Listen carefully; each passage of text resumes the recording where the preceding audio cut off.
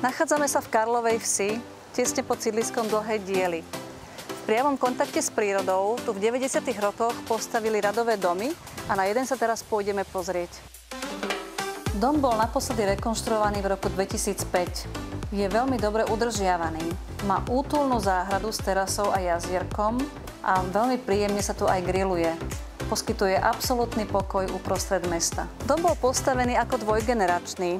Pozostáva z 2 mezonetových bytov, má 2 terasy, záhradu a 3 parkovacie miesta v garáži. Celková podlahová plocha domu je takmer 300 m2.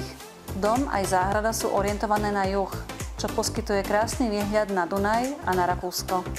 Byty sa dajú technicky aj vlastnícky oddeliť na 2 samostatné bytové jednotky so samostatnými vchodmi a oddelenými prístupmi do garáže. Z tohto dôvodu objekt poskytuje variabilné možnosti využívania na rodinné bývanie, na dvojgeneračné bývanie, na podnikanie alebo na kombináciu podnikania a bývania.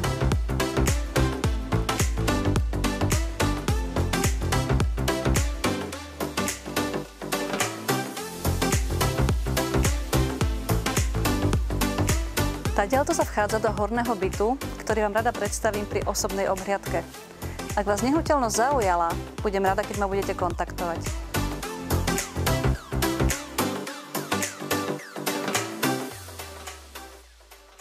Broker Consulting.